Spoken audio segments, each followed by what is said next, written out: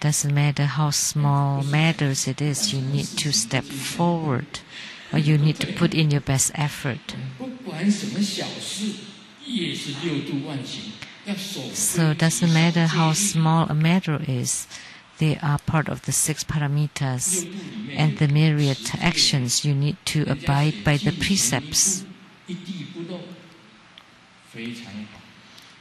You still need to abide by the precepts and put in your best efforts.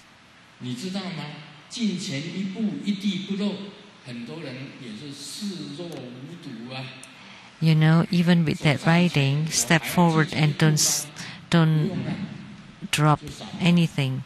They still doesn't care, and they still spray all over. They still don't follow the rule. Even when it's already written there, it's still wet on the floor. So you can write like this, even better.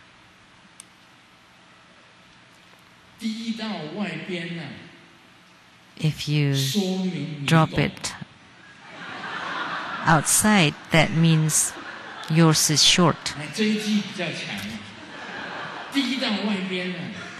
This is stronger.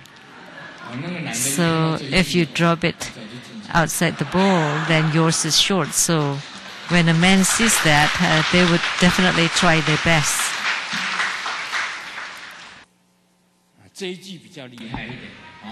So writing it this way is stronger. It's not something that I thought of. It's written by Dharma Sister Linda, who always jokes. So when they see that writing, they would step forward and try their best.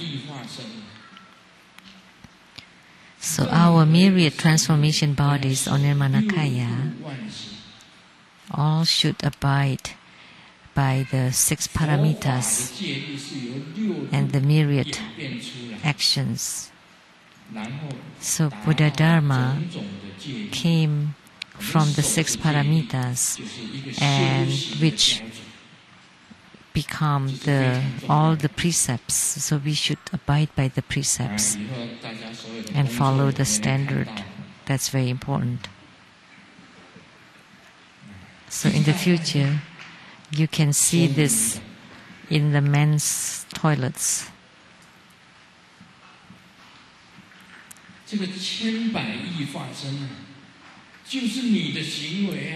So this Nirmanakaya is your action. So in whatever we do, we should abide by the Buddha's precepts, and we should also perform the 6 paramitas. And among them there's givings, there's abiding by the precepts, diligence, wisdom, meditation, and endurance or patience. So you should abide by all this. That's spiritual cultivation. If you can't be patient, then that's not right. You have to be patient and you have to endure. So sometimes you can't when you're very old. I've said this joke before. A man in the 70s said, every morning I have to take about half an hour in the toilet. And the man in the 80s said that in the morning I have to spend an hour in the toilet. And then the man in the 90s said, every morning at 7 I did my toilet duties very easily at 7 in the morning, but I get up at 9. So he already did it in his sleep. So he could not hold. it. But as spiritual cultivator, we have to learn to endure But one day when you could not hold it up again, or which means endure going to the bathroom, then you need to wear pampers, like the babies. When you get too old, you have to do that. So the myriad transformation bodies are your actions. This is very important.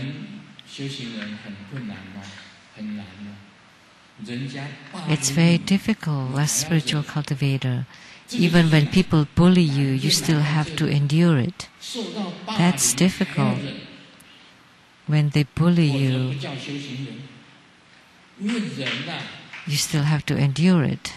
That's spiritual cultivator. If someone applaud it,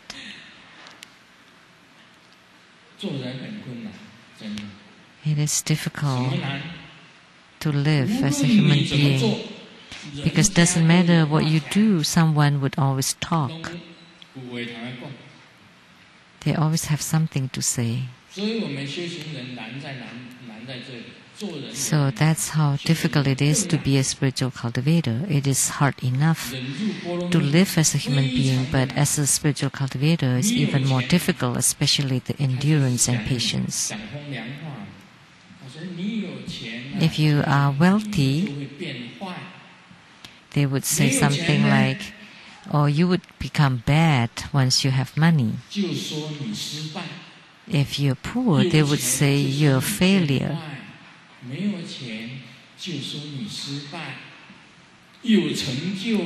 If you're successful,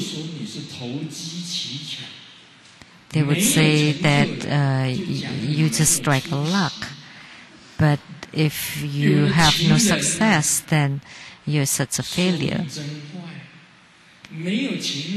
If you have no lover, they would say, if you have lover, they would say you're such a bad person. But if you don't, they would say you're a weirdo.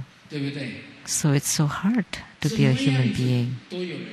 Doesn't matter how you are, someone would always say something. When I was in school,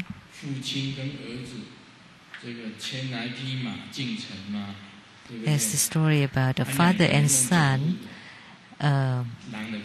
holding a horse entering into the city, and then someone said, "Oh, this stupid people, they don't make best use of the horse."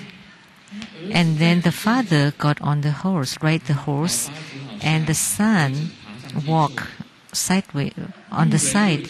And then someone said, "Oh, what a dad! He let the son walk and he himself ride on the horse." So he let the son ride on the horse and the father walks. And someone still talked like, "What kind of son is that? Not filial at all." And let the father walk and he himself ride on the horse. And then the two of them ride together on the horse. And then someone still said, "Oh, they are mistreating the horse. How can two of them ride at the same time on the horse?" So what can they do? So at the end, they carry the horse.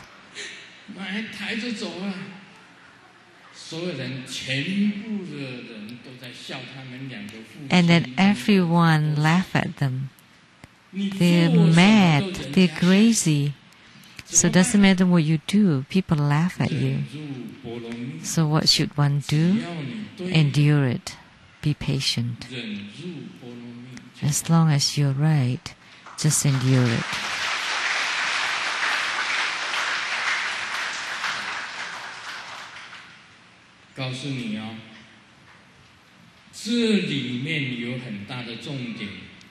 There's a great key point here. If your actions abandon your original nature, then you're just a mundane, ordinary people. Don't mention about the three bodies. Just even your body has no wisdom of the Tathagata. you don't understand the Buddha's wisdom. But if you realize that the three bodies have no self-nature, this statement is very important. If you can realize and comprehend that the Dharma body, reward body, and transformation bodies have no self-nature, then you would comprehend the four wisdoms: the wisdom of accomplishing all actions, the wisdom of equal nature, the wisdom of amazing discernment, and the wisdom of mirror-like perfection. These four wisdoms you would understand. And once you can comprehend the three bodies and the four wisdoms, and that the three bodies have so now self-nature, then that would be called enlightenment. But don't write it. Don't write it and submit it to me, because this has been spoken by the sixth Patriarch. So it's owned by the sixth Patriarch and not by you. You need to prove this. How you prove it, that's something that you should write. Then I can confirm your enlightenment based on what you write. Enlightenment is like that. And once you gain enlightenment and you put it into practice, then that's called the myriad transformation bodies, the Nirmanakaya. Then that's also the perfect reward body or Sambhogakaya, or the pure Dharma body or Dharmakaya. That's an extremely difficult thing. There are many difficult things in this world. What are they? A stewardess is providing service on the plane,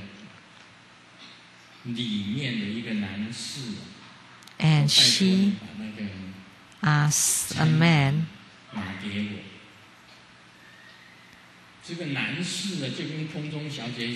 sitting inside by the window,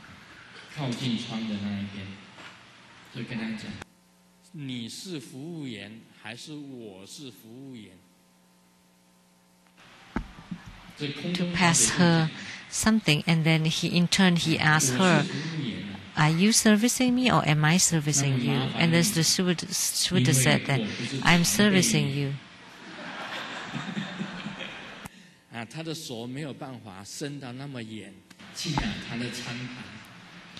Oh, can you pass?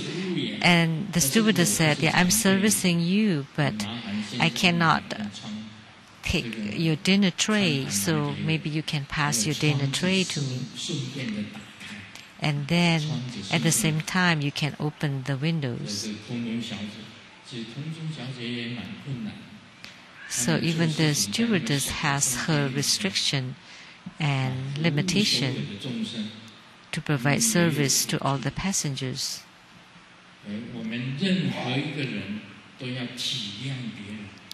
So we should be considerate of others. Every one of us should be considerate of all sentient beings. When they have problems, we should help resolve them, not to increase their problems and their troubles and miseries.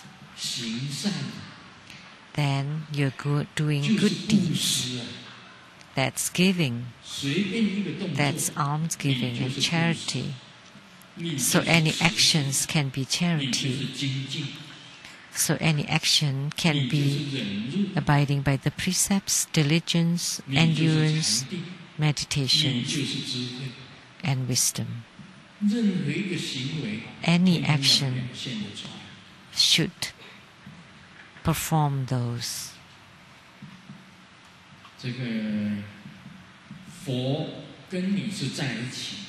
So the Buddha and you are together. Like the Golden Mother are always together with me. She never left me. Do you know Asanga and Vasubandhu?